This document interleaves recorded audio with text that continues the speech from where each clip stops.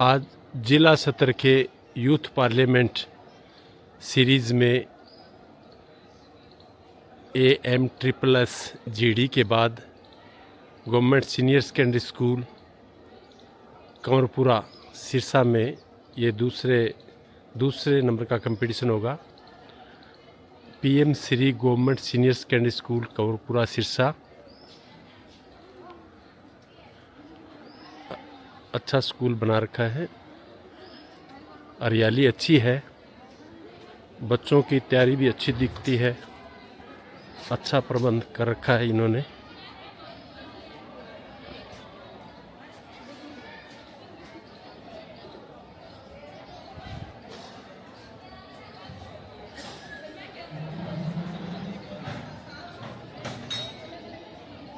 बच्चे youth parliament के लिए तैयार भी हो रहे हैं,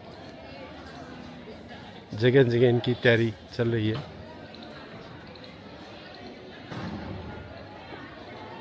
ये इनका एडमिनिस्ट्रेटिव ब्लॉक, प्रिंसिपल रूम।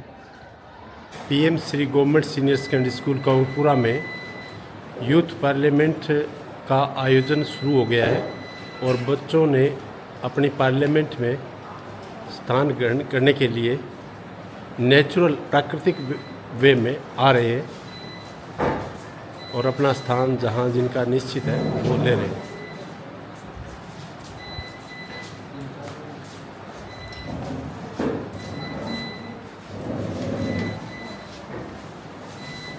प्रधानमंत्री, गृह मंत्री, रक्षा मंत्री, सभी डिपार्टमेंट्स,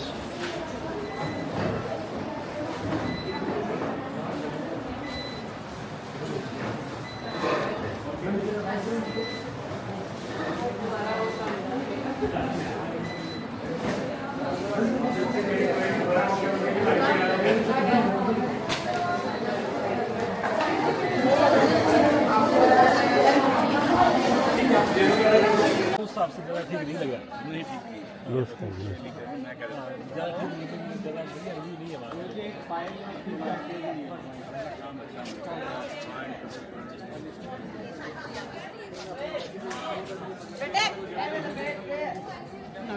नमस्कार जी, नमस्कार। नमस्ते मैडम जी।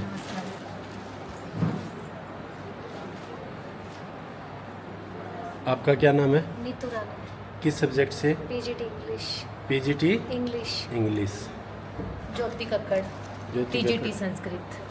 रमनप्रीत वोकेशनल टीचर आई। Vocational teacher. Saroj PGT physical education. Physical education. आप तो लग भी रहे हो फिजिकल जैसे ना।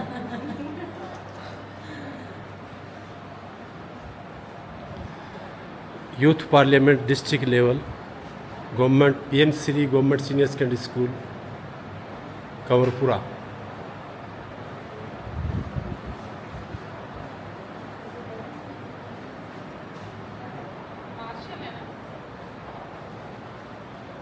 आपको आज से पहले आपने देखा है बच्चों को यूथ पार्लियामेंट में रिहर्सल करते हुए? हाँ जी, कैसा था? स्कूल में बढ़िया था सर। यूथ पार्लियामेंट का क्या फ़ायदा मानते हो आप? सर इसमें बच्चों को क्वेश्चनिंग वगैरह करनी, जो भी पैक्स के नेता बने हैं वो क्वेश्चनिंग करनी, बच्चों में एक टैलेंट आता है, इसमें मोटिवेशन मिलता है बच्चों को। आप क्या बताना चाहोगे यूथ पार्लियामेंट के बच्चों को बहुत कुछ सीखने को मिल रहा है। बच्चे 1 मंथ हो गया तैयारियों में लगे हुए हैं, तो बच्चे काफ़ी कुछ सीख रहे हैं। जो बच्चा हमारा राहुल गांधी में बना हुआ है, अच्छा। वो तो उससे तो बहुत कुछ सीखने को मिल रहा है। आपने देखा है रिहर्सल बच्चों की, कैसी लगी आपको? बढ़िया सर। तो इसे यूथ पार्लियामेंट क्या मानते हो आप, बच्चों के लिए कैसा रहेगा ये? नॉलेजफुल। अच्छा रहेगा? क्या सीखने को मिलता है? नॉलेज गेन होती है इनको कुछ। किस विषय में? पॉलिटिक्स के विषय में, मतलब नॉलेज लेते हैं। आपको पॉलिटिक्स में रुचि है क्या थोड़ी बहुत? कम नहीं है सर। कम ही है। करवाएं सर एंट्री। नमस्ते मैडम जी। नमस्कार सर। क्या नाम है आपका? सुमन। सुमन। आप क्या भूमिका निभा रहे हो? सर मैंने पार्लियामेंट के अंदर थोड़ा मैडम को सीटिंग अरेंजमेंट में कुछ क्वेश्चन प्रिपेयर करने में हेल्प करी है। अच्छा, हाँ जी सर। ये मैडम जी, ये हमारे पॉलिटिकल साइंस के मेरी बिरादरी के अध्यापक। हाँ मैडम जी, क्या हाल चाल है? बहुत बढ़िया सर, बहुत बढ़िया। कैसे चल रहा है आपका प्रोग्राम? बहुत बढ़िया जी, आपके अध्यापक बाकी साथियों ने कितना सहयोग दिया है आपको? बहुत सारा सहयोग ही नहीं कहिए, मैंने तो इस बार कम ही किया है। अच्छा, हाँ जी, कैसे बच्चों की तैयारी कैसी है? ठीक है सर, बढ़िया। सीखा क्या है बच्चों ने, ये बताओ। सर बच्चों ने काफ़ी कुछ सीखा है, किस विषय में? जो हमारे जो संसद की सारी व्यवस्था है कैसे वर्कआउट कर रही है, ये हमारे मंत्रीगण, हमारे अध्यक्ष महोदय किस प्रकार संसद में क्या क्या समस्याएं आती हैं और उन समस्याओं को हल करने में क्या क्या आगे समस्याएं आती हैं। मेन बात ये सीखी है, कहने और करने में क्या फ़र्क होता है। इन दिनों में यूथ पार्लियामेंट के बारे में या पार्लियामेंट के बारे में बच्चों ने आपको क्या क्वेश्चन ज़्यादा किए? सर इस बार जो ज़्यादा क्वेश्चन जो पूछे हैं, एक तो जो टैरिफ वाला मामला चल रहा है, अच्छा। उसके मामले में बच्चे कह रहे थे भी हमारे नए क्वेश्चन तैयार करें। अच्छा, एक जो हमारे भारत में जो नहीं, प्राकृतिक एक आपदा, क्वेश्चन तैयार करना तो हो गया, मान लो यूथ पार्लियामेंट का हिस्सा हो गया। वैसे नॉर्मल बच्चे क्या राजनीति से संबंधित आपसे प्रश्न पूछते हैं? हाँ जी सर, जो प्रश्न घटनाएं पूछते घटती हैं, जो घटनाएं घटती हैं उसके बारे में पूछते हैं, और जो ये आपस में पक्ष विपक्ष डिबेट कर रहे हैं उनके बारे में भी ये जानकारी जानना चाहते हैं कि वास्तव में वो संसद में ऐसे लड़ते हैं, क्या हम भी ऐसे लड़ सकते हैं? अच्छा। क्या करें? तो हमने कहा नहीं, हमने इसका सिर्फ जस्ट एक प्रारूप देना है, जब आप एक्चुअल संसद में जाओगे तो जैसा वहाँ आपने बताया उनको भी हमारा उद्देश्य क्या है ये यूथ पार्लियामेंट कराने हाँ का? जी, हमारा उद्देश्य यही है कि जो आज हमारे देश का जो मुख्य लोकतंत्र है वो किस प्रकार वर्कआउट कर रहा है, हाँ जी, तो हम इसमें क्या क्या अपना सहयोग दे सकते हैं। Thank you madam. Okay sir, thank you. आज की हमारी निर्णायक मंडल के सदस्य, हमारे सरपंच महोदय, गाँव से आए हुए व्यक्तिगण, आज के हमारे जी, मेरा सभी विद्यालय स्टाफ और प्यारे विद्यार्थी, सभी बातें आपको बता दी गई हैं। तो सबसे पहले मैं अपने निर्णायक मंडल जी का बहुत बहुत विद्यालय पहुँचने पर आभार व्यक्त करती हूँ, और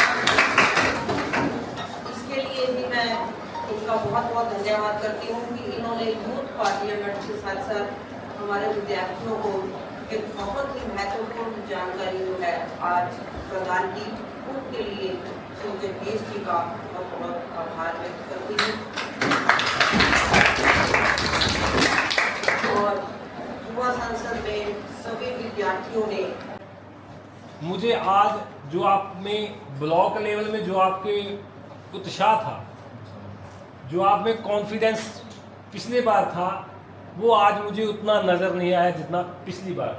यहाँ पर आप थोड़ा सा नीचे जा रहे हो, लेकिन प्रदर्शन आपका सराहनीय है, क्योंकि आपने पहले भी अच्छा किया है। सर ने भी बताया कि कुछ आप लोगों में इसमें चेंजेस किए हैं, वो भी इसकी वजह हो सकती है, लेकिन ओवरऑल ब्लॉक लेवल में जब आपका ये कंपटीशन हुआ था, तब भी मैं और जगदीश जी यहाँ आए थे, तब भी मैंने आपको एक बात कही थी कि आप इस प्रोग्राम के लिए जो दिशा निर्देश दिए गए थे आपने सभी पूरे किए थे, और टेक्निकल रूप से आप जो है वो बहुत स्ट्रॉन्ग थे पिछली बार, इसलिए आपको डिस्ट्रिक्ट लेवल पर ये मौका मिला है। आप खंड स्तर पर प्रथम आए। आज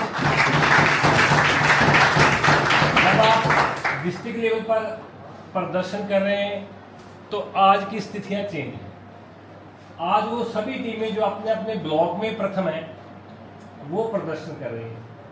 आज मुकाबला ज़्यादा टफ है आपके लिए भी और हमारे लिए, क्योंकि आपने तो अपना प्रदर्शन कर दिया। उसके बाद हमारे लिए बड़ी दिक्कत आ जाती है कि किस टीम को हम आगे लेकर जाएं, ताकि किसी के साथ कोई भेदभाव ना हो। बड़ी दिक्कतें रहती हैं, फिर हमें बड़ा सोचना पड़ता है, हर एक पॉइंट को देखना पड़ता है।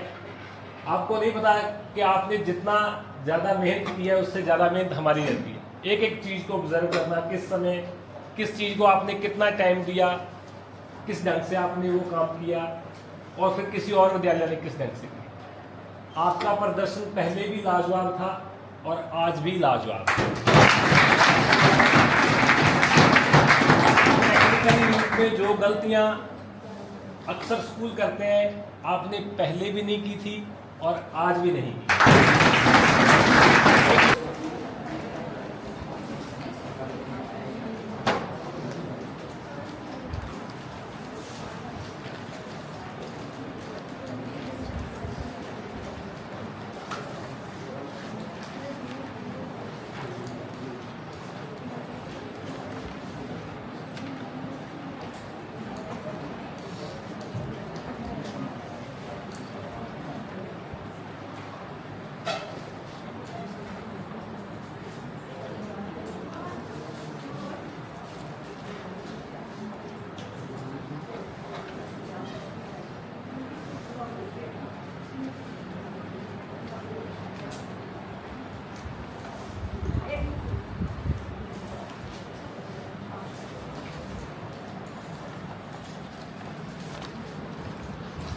माननीय सभासदों, माननीय अध्यक्ष जी,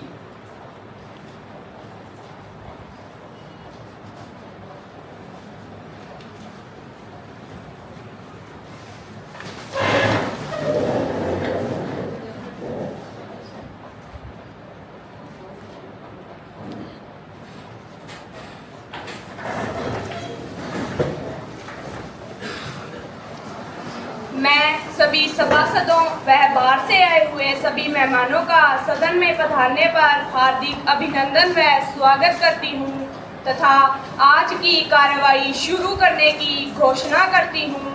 महासचिव जी, नवनिर्वाचित सांसदों को शपथ ग्रहण करवाई जाए।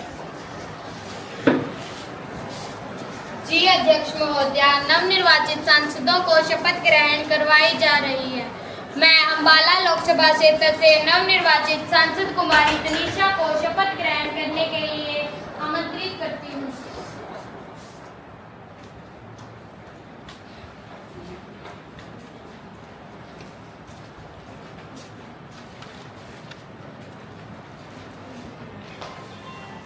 महोदया, आप शपथ ग्रहण करेंगी या प्रतिज्ञा? महोदया, मैं शपथ ग्रहण करूंगी। महोदया, आप किस भाषा में शपथ ग्रहण करेंगी? महोदया, मैं हिंदी भाषा में शपथ ग्रहण करूंगी।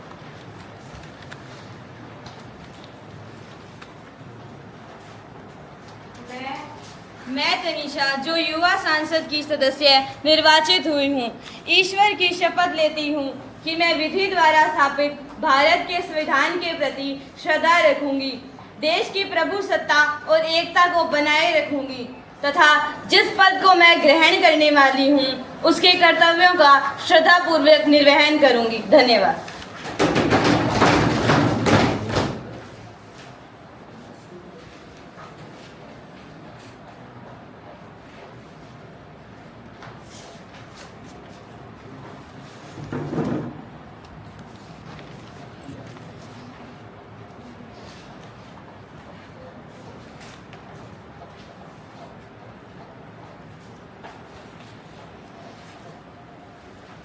अब मैं सिरसा लोकसभा क्षेत्र से नवनिर्वाचित सांसद कुमारी प्रीति को शपथ ग्रहण करने के लिए आमंत्रित करती हूँ।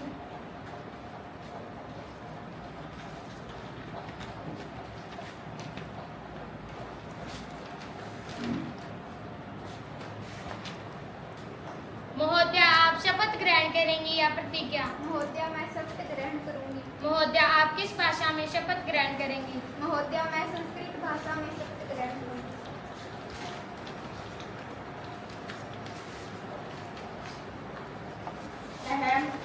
अहम प्रीति सिरसा क्षेत्रात् सांसद निर्वाचित अस्मि। शपथं गृह्णामि यत्र संविधानं रक्ष्यामि देशस्य प्रभुसत्ता च पालनं करिष्यामि। धन्यवादः।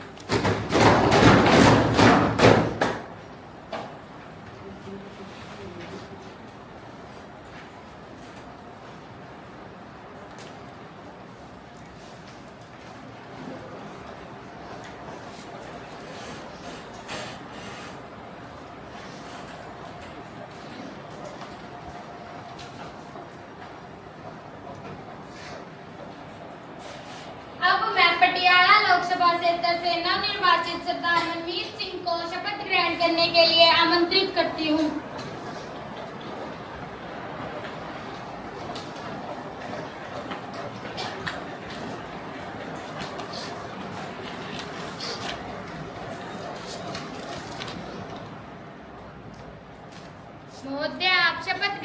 करेंगे या प्रतिज्ञा? महोदय मैं शपथ ग्रहण करूँगा। महोदय आप किस भाषा में शपथ ग्रहण करेंगे? महोदय मैं पंजाबी भाषा में शपथ ग्रहण करूँगा।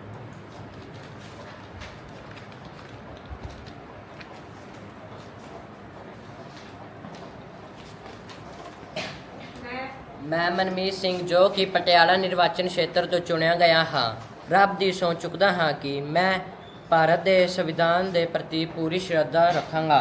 ਇਸ ਲਈ ਜਿਹੜੀ ਵੀ ਮੈਂ ਜ਼ਿੰਮੇਵਾਰੀ ਗ੍ਰਹਿਣ ਕਰਾਂਗਾ ਉਸ ਨੂੰ ਪੂਰੀ ਸ਼ਰਧਾ ਨਾਲ ਨਿਭਾਵਾਂਗਾ। ਮਿਹਰਬਾਨੀ।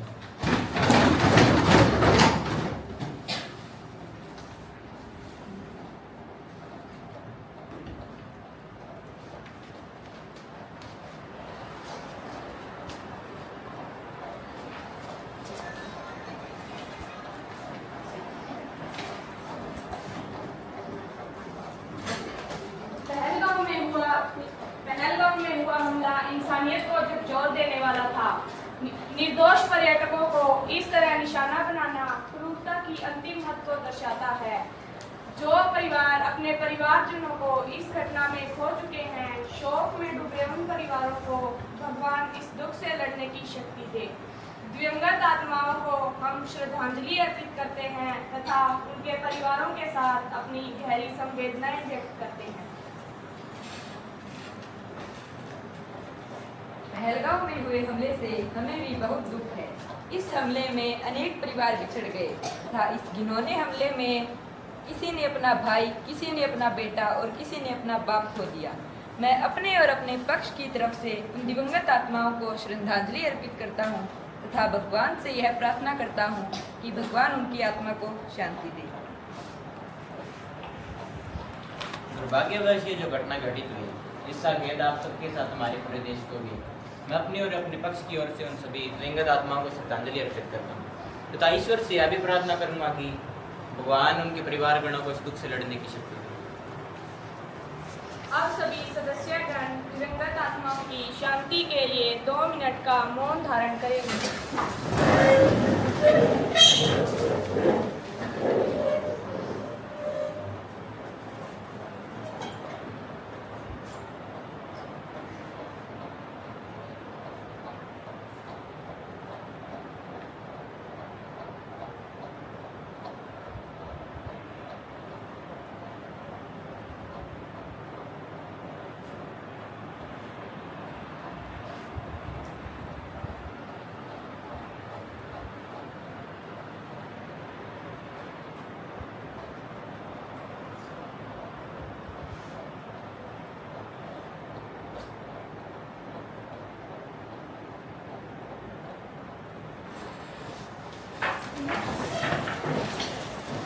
महासचिव जी शोक संतप्त परिवारों को शोक संदेश भेज दिया जाए। जी अध्यक्ष महोदय, शोक संदेश की एक प्रति शोकाकुल परिवारों को भेजी जा रही है। प्रधानमंत्री जी, आप अपने नए मंत्रिमंडल के नए मंत्रियों का परिचय सदन से करवाएं। जी अध्यक्ष महोदय, मैं सदन में उपस्थित मेरे नए मंत्रिमंडल का परिचय करवाता हूँ। नवनियुक्त महिला एवं बाल विकास मंत्री कुमारी तनीषा, जो कि अम्बाड़ा लोकसभा क्षेत्र से निर्वाचित हुई हैं। नवनियुक्त शिक्षा मंत्री कुमार सुजल, जो कि हिसार लोकसभा क्षेत्र से चुने गए हैं। नवनियुक्त गृह मंत्री कुमारी रेणुका, जो कि गांधीनगर लोकसभा क्षेत्र गुजरात से हैं। धन्यवाद महोदय। आज हमारे बीच इंग्लैंड से आए हनी जॉन इब्राहिम, व केन्या से आए JS रिसलवा विदेशी मेहमान के रूप में उपस्थित है। मैं इनका सदन में पधारने पर हार्दिक अभिनंदन व स्वागत करती हूँ। माननीय सभासदों, आज की कार्रवाई शुरू की जाती है। माननीय सभासदों, अब प्रश्नकाल आरंभ होता है। महासचिव जी, प्रश्न सूची व आज का एजेंडा सभासदों में बांटा जाए। जी अध्यक्ष महोदय, प्रश्न सूची व आज का एजेंडा सभासदों में बांटा जा रहा है।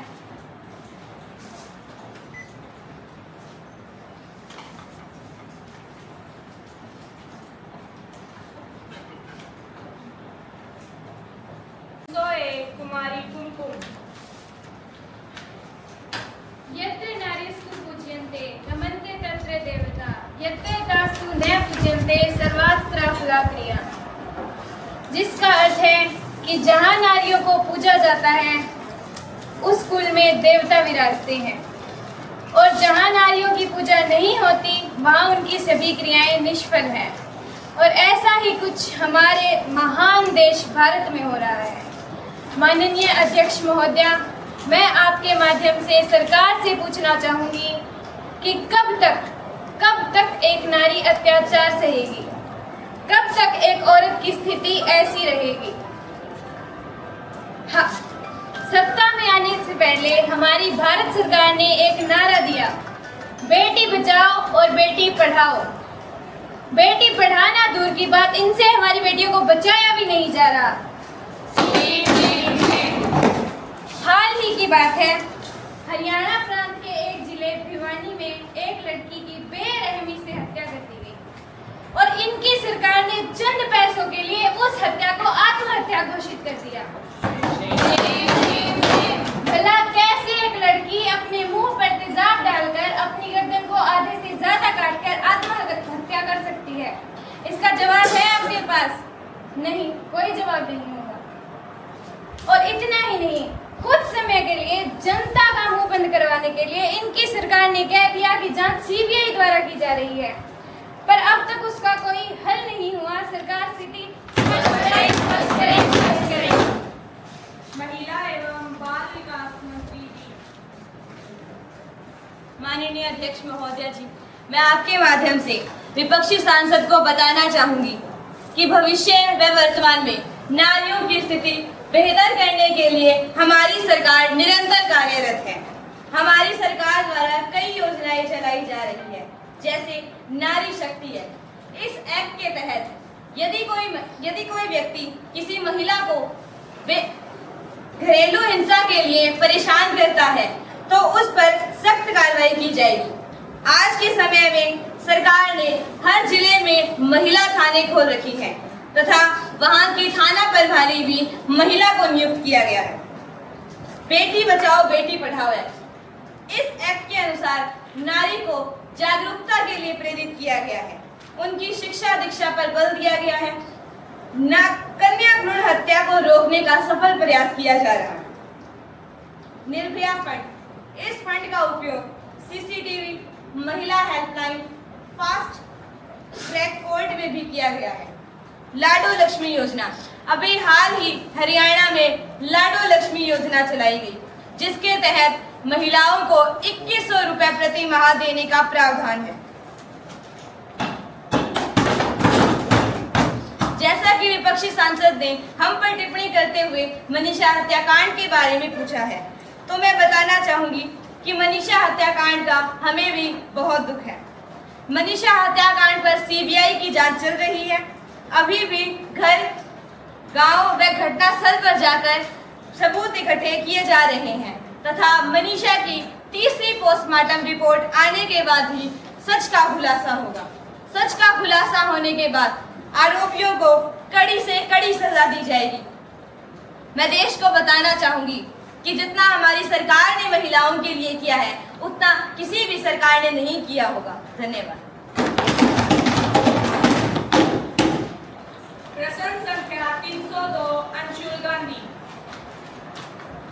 माननीय अध्यक्ष महोदया जी, मैं सत्ता पक्ष से पूछना चाहूंगा कि जब किसान दिन रात जी तोड़ मेहनत करता है तो उसकी फसल पर एमएसपी के दाम क्यों नहीं दिए जाते हैं?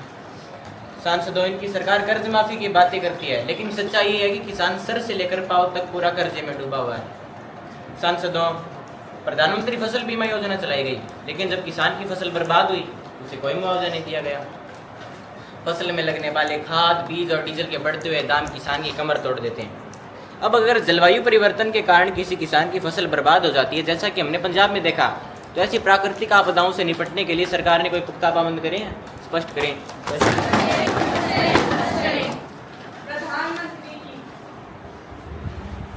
माननीय अध्यक्ष महोदया जी, मैं आपके माध्यम से अपने विपक्षी नेता को यह बताना चाहता हूं कि हमारी सरकार ने 29 फसलों को एमएसपी पर खरीद रही है। जी महोदया, 29 फसलें। और फसल बोने से पहले ही एमएसपी तैयार कर दिया जाता है और हर वर्ष एमएसपी को बढ़ाया भी जा रहा है। रबी फसल के लिए अभी से ही एमएसपी तैयार कर दिया गया है और किसान का कर्ज 3% सब्सिडी पर 5 लाख तक प्रदान किया जा रहा है, जो कि हर प्रकार के कर्ज से सस्ता है। हर वर्ष किसान के खाते में 6,000 रुपये सीधे ट्रांसफर किए जाते हैं ताकि वह अपनी कृषि आवश्यकताओं को पूरा कर सके। जैसा कि विपक्ष ने हमसे पूछा है, प्राकृतिक व मानवीय आपदाओं के लिए कृषि बीमा योजना शुरू की गई है और आपदा प्रबंधन मंत्रालय स्थापित किया गया है, जो कि आपदा को संभालने का कार्य करे। बीमे की राशि आदि केंद्र सरकार के द्वारा वहन की जाती है और बीमे का कंपनसेशन पूरा किसान को दिया जाता है। धन्यवाद अध्यक्ष महोदय। प्रश्न संख्या 303 कुमारी रितिका। माननीय अध्यक्ष महोदय जी, मैं पंजाब प्रांत की रहने वाली हूँ और इस बार खराब मौसम के कारण बाढ़ आने पर पंजाब की स्थिति कितनी खराब हो गई और बाढ़ के कारण किसानों की फसलें खराब हो गई, परंतु सरकार ने इसके प्रति कोई कदम नहीं उठाया और पंजाब के लोगों पर इसका गलत प्रभाव पड़ा। यदि भविष्य में ऐसी घटना होती है तो बेचारी जनता क्या करेगी? सरकार स्थिति स्पष्ट करेगा। आपदा प्रबंधन मंत्रालय। माननीय अध्यक्ष महोदय जी, मैं आपके माध्यम से विपक्षी दल को यह बताना चाहूँगा कि सरकार ने बाढ़ से संबंधित बहुत से कार्य किए हैं। सरकार ने राहत और बचाव कार्य चलाए हैं, जिसमें लोगों को सुरक्षित ठिकानों पर पहुंचाना, भोजन, पानी और चिकित्सा सहायता प्रदान करना। बाढ़ को नियंत्रण करने के लिए सरकार ने बांधों का निर्माण किया और तटबंधों को मजबूत किया है। अगर भविष्य में ऐसी घटना होती है तो सरकार ने उसके लिए नदियों के किनारों पर अतिक्रमण रोका है, वनीकरण दबाव देगी और पुनर्निर्माण प्रणालियों को मजबूत करेगी। लोगों को बाढ़ क्षेत्रों से दूर रहने के लिए टीवी, अखबारों आदि के माध्यम से सलाह देगी। धन्यवाद। बाढ़ आई है इस बार, वर्षा पानी अपार, जनता है लाचार, सरकार भी हो तैयार। अध्यक्ष महोदय, इतने कदम उठाने पर भी हजारों लोगों की जान गई और जानवर बाढ़ में बह गए, किसानों की फसलें खराब हो गई, किसान और लोगों के घर टूटकर तहस नहस हो गई। अन्य व्यक्तियों व किसानों की स्थिति बेहतर करने के लिए सरकार ने क्या किया है? स्पष्ट। माननीय अध्यक्ष महोदय जी, मैं आपके माध्यम से बताना चाहूँगा कि सरकार ने तुरंत राहत और बचाव कार्य चलाए हैं तथा टीमों का तैनात किया है और पंजाब प्रांत में हमारे प्रधानमंत्री द्वारा खुद सर्वेक्षण किया गया और बाढ़ से प्रभावित क्षेत्रों में 1600 करोड़ रुपए की राशि अनुदान दी। सरकार बाढ़ पीड़ित क्षेत्रों में वित्तीय सहायता प्रदान कर रही है और क्षतिग्रस्त घरों, परिवारों व फसलों की भरपाई के लिए मुआवजे की घोषणा कर रही है। जरूरतमंद लोगों को भोजन, पानी और अन्य सहायक सामग्री पहुंचाई जा रही है। पुनर्वास और पुनर्निर्माण के लिए विशेष कार्यक्रम शुरू किए गए हैं। धन्यवाद मोदी। प्रश्न संख्या 304 कुमार अमित। माननीय अध्यक्ष महोदय जी, मैं आपके माध्यम से सरकार से यह पूछना चाहता हूँ, क्या सरकार ने कभी यह ध्यान दिया है कि देश में शिक्षा का तेजी से व्यवसायीकरण हो रहा है? निजी विद्यालय और विश्वविद्यालय द्वारा अत्यधिक फीस वसूल की जा रही है। सरकार इसके लिए क्या कर रही है? क्या सरकार के पास कोई ऐसी नीति है जिससे शिक्षा का अधिकार सभी वर्गों में समान रूप से पहुंच पाए? क्या सरकार ने कभी यह आकलन किया है कि शिक्षा के व्यवसायीकरण से गरीब एवं मध्य वर्ग के लोग वंचित रह रहे हैं? सरकार यह स्पष्ट करें कि व्यवसायीकरण दिन प्रतिदिन क्यों बढ़ता जा रहा है। शिक्षा मंत्री जी। माननीय बताना चाहता हूँ कि यह बात सरकार के संज्ञान में आई है कि कुछ निजी संस्थाओं में शिक्षा का व्यवसायीकरण हो रहा है। सरकार का मत है कि शिक्षा एक सेवा है, व्यवसाय नहीं, और इसके लिए कई नियामक कदम उठाए जा रहे हैं। राज्य सरकारें अपने अपने राज्यों में निजी विश्वविद्यालयों और विश्वविद्यालयों की फीस नियंत्रण की जिम्मेदारी संभाल रही है। केंद्र सरकार राज्य सरकार के साथ परामर्श कर एक रूप नीति लाने के प्रयास में है। कई राज्यों में फी रेगुलेशन एक्ट लागू किए गए हैं, जिनके तहत स्कूलों की फीस निर्धारण समिति गठित की गई है।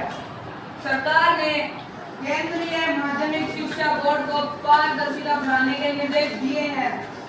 केंद्र सरकार ने राज्य सरकार को सलाह दी है कि वे शुल्क निर्धारण के लिए स्वतंत्र फी रेगुलेशन कमेटी गठित करें। कुछ राज्यों में यह पहले से ही कार्यरत है। धन्यवाद महोदय। कोई पूरक प्रश्न? जी माननीय अध्यक्ष महोदय, मैं पूरक प्रश्न पूछने की अनुमति चाहता हूँ। जी अनुमति है। इसमें कोई दो राय नहीं है कि शिक्षा का व्यवसायीकरण हो रहा है। जी हाँ, शिक्षा का व्यवसायीकरण हो रहा है। ये सफ़ेद कोट कोई सामान्य सफ़ेद कोट नहीं है। हमारे देश में लाखों विद्यार्थी इस सफ़ेद कोट को पहनने के लिए अपनी जी जान झोंक देते हैं, परंतु ये सफ़ेद कोट अब एक व्यवसाय का साधन बनता जा रहा है।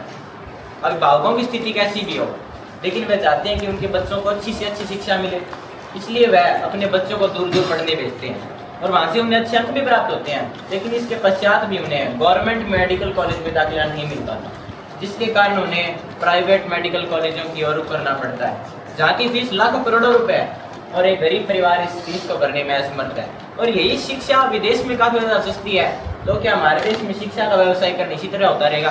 स्पष्ट करें। माननीय अध्यक्ष महोदय, सरकार ने विद्यार्थियों के लिए नीट यूजी की 8000 सीटें बढ़ा दी हैं। हरियाणा प्रांत के हर एक जिले में एक मेडिकल कॉलेज खोलने की व्यवस्था कर रही है। एम्स बढ़ा दिए गए हैं और फी रेगुलेशन कमेटीज का गठन किया जा रहा है। धन्यवाद महोदय। अब प्रश्नकाल समाप्त होता है तथा शून्यकाल आरंभ होता है। कुमारी जयंती।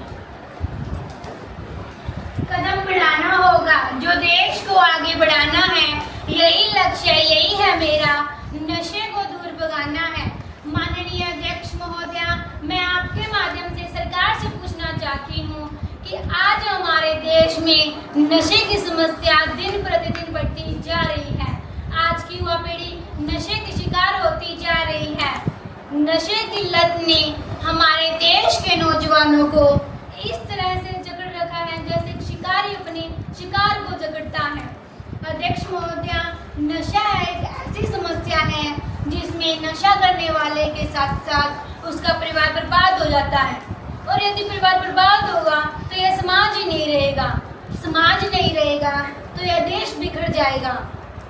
अध्यक्ष महोदय, मैं सरकार से पूछना चाहती हूँ कि कौन है यह नशे के सौदागर जिसने बनाया है यह नशा, जो कि घर समाज देश को खोखला करता जा रहा है।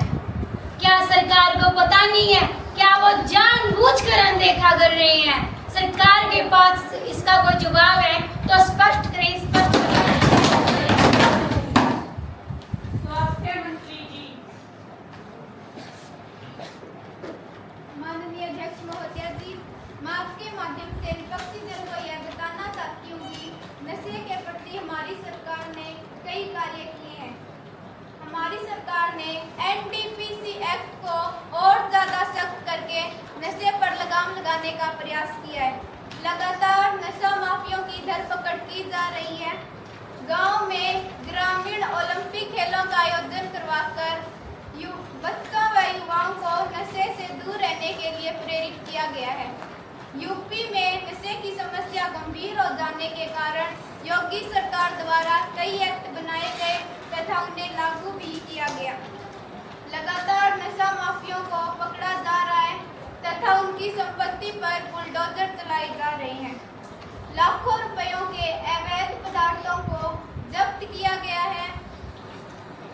भारत के सभी राज्य नशा मुक्त हो, इसके अथक प्रयास किए गए। हरियाणा के मुख्यमंत्री श्री नायब सिंह सैनी द्वारा मैराथन दौड़ करवाकर बच्चों व युवाओं को नशे से दूर रहने के लिए प्रेरित किया गया। धन्यवाद। अंशुल गांधी।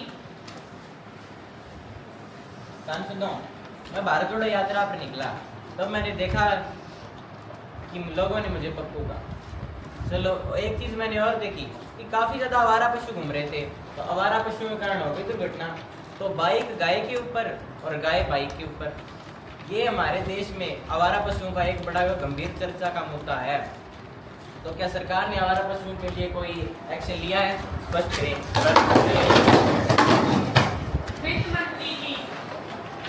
माननीय अध्यक्ष महोदय जी, मैं आपके माध्यम से विपक्षी दल को यह बताना चाहती हूं कि हमारी सरकार ने आवारा पशुओं के लिए बहुत से कदम उठाए हैं व योजनाएं भी बनाई हैं जो कि सफल भी रही हैं। हमारी सरकार ने आवारा पशुओं के लिए गो आश्रयों को स्थापित किया है तथा गौशालाएं भी बनवाई हैं जिनमें सरकारी व बूढ़ी गोजन वास्ते रखी गई गायों का रख रखाव होता है।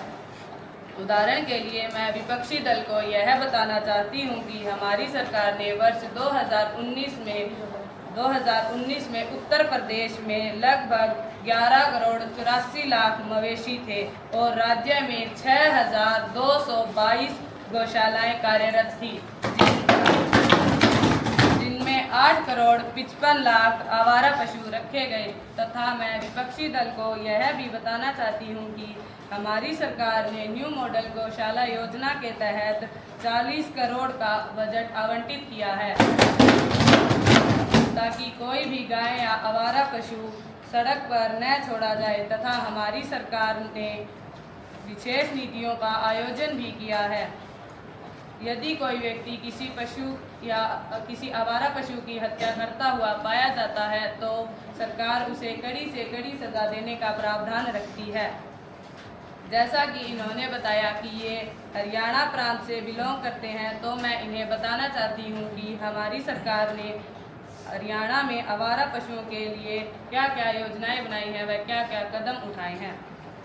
उदाहरण के लिए हम यह बताना चाहेंगे कि हमारी सरकार का वर्ष 2014 से पहले हरियाणा में केवल 2 करोड़ का ही बजट था, जिसमें हमारी सरकार ने वृद्धि करके 595 करोड़ तक पहुंचा दिया है।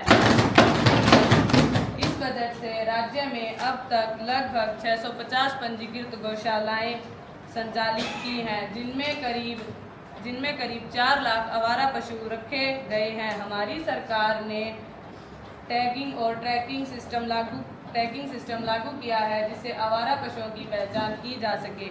हमारी सरकार ने हरियाणा प्रांत के सिरसा जिले में 9,000 करोड़ की राशि दान के रूप में दी है ताकि आवारा पशुओं की वृद्धि को कम किया जा सके और दुर्घटनाओं को घटाया जा सके। धन्यवाद। अब शून्यकाल समाप्त होता है तथा ध्यानाकर्षण प्रस्ताव पर चर्चा की जाएगी। कुमारी मुस्कान। माननीय अध्यक्ष महोदय, मैं आपके माध्यम से संसद का ध्यान नक्सल आतंकवाद की ओर दिलाना चाहूंगी कि सरकार ने आंतरिक शांति के नाम पर जो देश में आंदोलन चला रखा है, जो कि नक्सल आतंकवाद खत्म करना है। इस आधार पर रोज निर्मम हत्याएं हो रही हैं, लोगों से उनके घर व जंगल छीने जा रही हैं और पुनर्वास की अभी तक कोई योजना दिखाई नहीं दे रही। सरकार इस पर अपनी स्थिति स्पष्ट करें।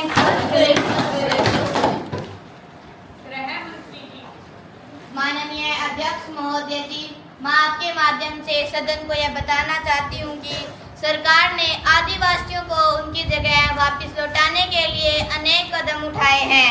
भारतीय संविधान आदिवासियों को विशेष सुरक्षा और अधिकार प्रदान करता है, जैसे अनुच्छेद 15 भेदभाव का निषेध, अनुच्छेद 46 कमजोर वर्गों के शैक्षिक और आर्थिक हितों का बढ़ावा और 5वीं व 6ठी अनुसूची आदिवासियों के खिलाफ हिंसा और हत्याएं। भारतीय दंड साहित्य IPC की मदद से सरकार कानून और व्यवस्था बनाए रखने में सहायक है। साथ ही आदिवासियों के कल्याण और अधिकारों की रक्षा के लिए सरकार ने विभिन्न नीतियां और योजनाएं बनाई है। धन्यवाद अध्यक्ष महोदय।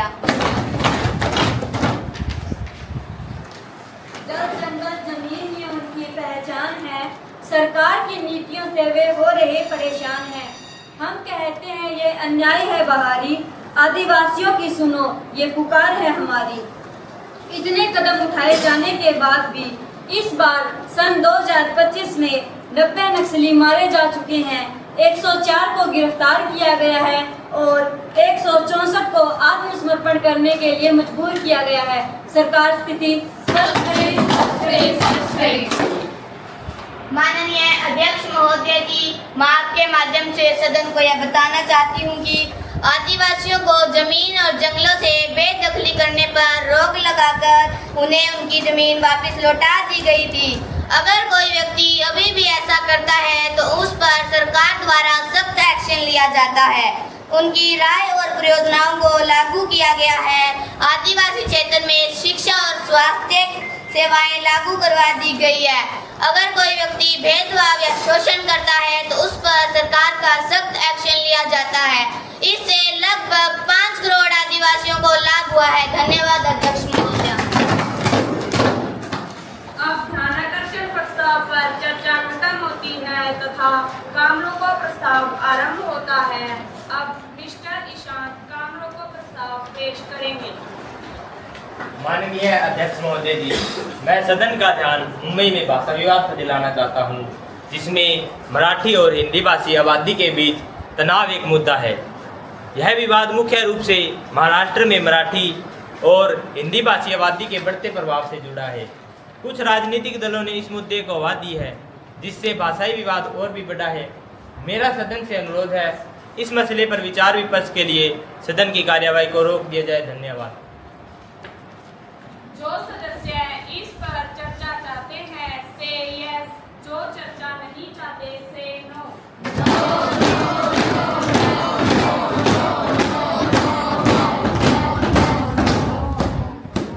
ना कहने वालों का बहुमत है, अतः कामरोको प्रस्ताव स्थगित किया जाता है। अब विपक्षी सांसद कुमारी प्रियंका विशेषाधिकार हनन मामला सदन के पटल पर रखेंगे। माननीय अध्यक्ष महोदया जी, आज सुबह जब मैं संसद की कार्रवाई में भाग लेने के लिए आ रही थी तो पुलिस ने मेरी गाड़ी को रोक लिया, जबकि मेरी गाड़ी पर VIP नंबर भी लगा था और मैंने उन्हें अपना पहचान पत्र भी दिखाया, लेकिन फिर भी उन्होंने मुझे घंटे तक रोक के रखा। यह एक संसद के सांसद द्वारा पदित विशेष अधिकारों के हनन करने का मामला बनता है। अध्यक्ष महोदया जी, इसके लिए सरकार को कड़े निर्देश दिए जाए।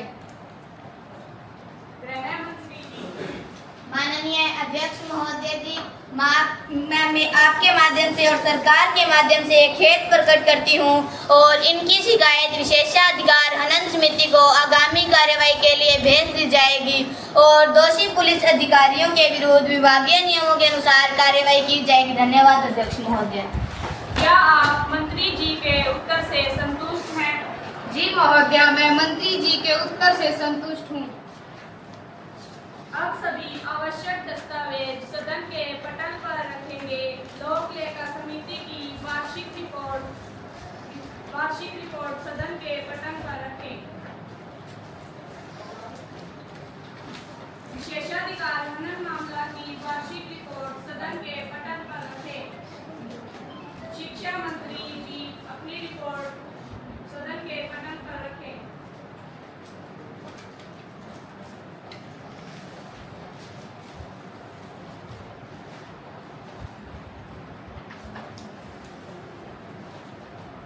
अब विदाई कार्य प्रारंभ होता है। महिला एवं बाल विकास मंत्री कुमारी तनीषा। माननीय अध्यक्ष महोदया, मैं सदन के पटल पर महिला आरक्षण विधेयक प्रस्तुत करने की अनुमति चाहती हूँ। जी, अनुमति है। माननीय सभापति जी, यह विधेयक लोकसभा, राज्यों की विधानसभाओं और दिल्ली विधानसभाओं में महिलाओं के लिए 1/3 सीट आरक्षित करने का प्रावधान करेगा। अनुसूचित जाति व अनुसूचित जनजाति की महिलाओं के लिए आरक्षित सीटों पर भी लागू होगा। महोदया, लोकसभा के लिए इस विधेयक में संविधान के अनुच्छेद 330A को शामिल करने का प्रावधान किया गया है। जो अनुच्छेद 330 ए के प्रावधान से लिया गया है। माननीय विधेयक में प्रावधान किया गया है कि महिलाओं के लिए आरक्षित 1/3 सीट राज्य या केंद्र शासित प्रदेशों में विभिन्न निर्वाचन क्षेत्रों में रोटेशन द्वारा आवंटित होगी तथा इसी तरह अनुसूचित जाति व अनुसूचित जनजाति पर भी लागू होगी। अध्यक्ष महोदया, राज्य विधानसभाओं में विधेयक अनुच्छेद 332 के ए प्रस्तुत करता है।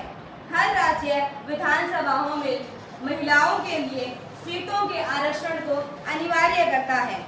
इसके लिए अतिरिक्त एससी और एसटी के लिए आरक्षित सीटों में से 1/3 सीट महिलाओं के लिए आवंटित की जानी चाहिए तथा विधानसभाओं के लिए सीधे मतदान के माध्यम से भरी गई कुल सीटों में से 1/3 महिलाओं के लिए आरक्षित होगी। महोदया, जनगणना के आधार पर महिलाओं के लिए सीट आरक्षित करने हेतु परिसीमन किया जाएगा। माननीय सभापति जी, संविधान का अनुच्छेद 239 केंद्र शासित प्रदेश दिल्ली को उसके प्रशासनिक तथा विधायी कार्यों के संबंध में राष्ट्रीय राजधानी के रूप में विशेष दर्जा प्रदान करेगा। अतः इस प्रावधान के तहत यहाँ भी यह लागू होगा। रिस्पेक्टेड स्पीकर मैम, आरक्षण 15 वर्ष की अवधि के लिए प्रदान किया जाएगा। हालांकि यह संसद द्वारा बनाए गए कानूनों द्वारा निर्धारित तिथि तक जारी रह सकता है। सभापति, निश्चित रूप से इस विधेयक के पारित होने के बाद संसद राज्यों की विधानसभाओं में महिलाओं की भागीदारी बढ़ेगी। चिर प्रतिशत यह विधेयक वास्तव में महिलाओं का सम्मान बढ़ने वाला होगा। धन्यवाद सभापति महोदय। आज के लिए सदन की कार्रवाई को स्थगित किया जाता है। कल बिल पर बहस होगी। आप सबका स्वागत है तथा आज की कार्रवाई शुरू की जाती है। विपक्षी सांसद। माननीय सभापति जी, मैं और मेरी पार्टी बिल का समर्थन करते हैं, किंतु हम सरकार से पूछना चाहते हैं कि महिला आरक्षण विधेयक की याद अब कैसे आई। 2014 में आपकी सरकार बनी थी। आप इस विधेयक को पहले भी पारित करवा सकते थे, लेकिन आपने इस ओर ध्यान नहीं दिया। आप इस विधेयक को अब लेकर आए हैं। महोदय, हम बहुत पहले से ही इस विधेयक के बारे में चर्चा कर रहे हैं, परंतु सरकार ने हमारी बात पर कोई गौर ही नहीं की और इस बारे में कोई सुनवाई ही नहीं की। आरक्षण के साथ महिलाओं के रोजगार की भी व्यवस्था होनी चाहिए। महोदय, अजीम प्रेम यूनिवर्सिटी की एक रिपोर्ट के अनुसार 2014 के बाद 2.5 करोड़ महिलाएं बेरोजगार हो गई। बिना रोजगार आरक्षण कैसे होगा महिलाओं का उद्धार? महिलाएं बेकार देश की नैया कैसे लगेगी पार, कैसे लगेगी पार? महिला एवं बाल विकास मंत्री कुमारी।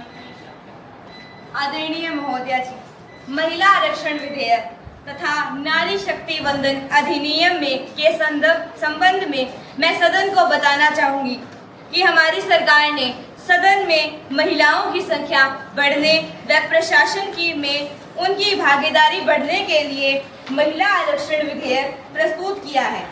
128वें संविधान संशोधन से इस बिल के पारित होने के बाद राज्यों की विधानसभाओं में भी इसे पारित करवाने पर जोर दिया जाएगा। महोदया, हमारी सरकार ने महिलाओं को रोजगार के अनेकों अवसर राज्य व राष्ट्रीय स्तर पर प्रदान किए हैं। उनकी सुविधाओं के लिए कई योजनाएं जैसे उज्ज्वल योजना, प्रधानमंत्री जन धन योजना, 56% खाते महिलाओं के नाम, मातृत्व अवकाश 12 सप्ताह से बढ़ाकर 26 सप्ताह तक कर दिया गया है। बीमा सखी योजना, जिसका वर्णन मैं पहले से सदन में कर चुकी हूँ। अध्यक्ष महोदया, मैं विपक्ष से अनुरोध करती हूँ कि विधेयक को लेकर जो चिंताएं हैं उन्हें दूर करने का प्रयास किया जाएगा। और उनके द्वारा दिए गए अमूल्य सुझावों को भी सरकार इसमें शामिल करने का प्रयास करेगी। अतः ये इस बिल को पास करवाने में सरकार का सहयोग करे व कानून बनने दे। धन्यवाद। बिल पर काफी लंबी चर्चा हो चुकी है, अतः इसे यहीं विराम दिया जाता है। आप सबका आज की संसदीय कार्रवाई में स्वागत है। माननीय सभासदों, आज की संसदीय कार्रवाई शुरू की जाती है। महिला एवं बाल विकास मंत्री कुमारी तनीषा। अध्यक्ष महोदया, मैं सदन में महिला आरक्षण विधेयक 2025 का तृतीय वाचन आरंभ करने की अनुमति चाहती हूँ। माननीय सभासदों, महिला आरक्षण विधेयक 2024 का तृतीय वाचन आरंभ होता है। महासचिव जी, मतदान की प्रक्रिया शुरू की जाए। जी अध्यक्ष महोदय।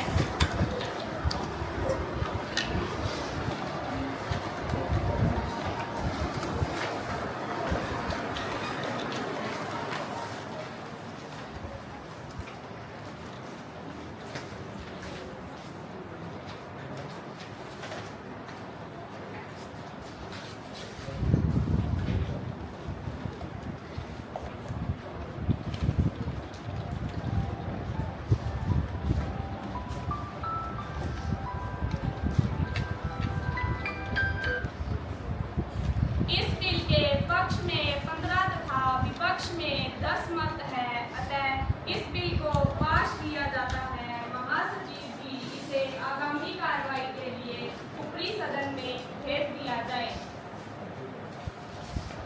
जी अध्यक्ष महोदय, इसे आगामी कार्रवाई के लिए ऊपरी सदन में भेजा जा रहा है। अब सदन की कार्रवाई को स्थगित किया जाता है।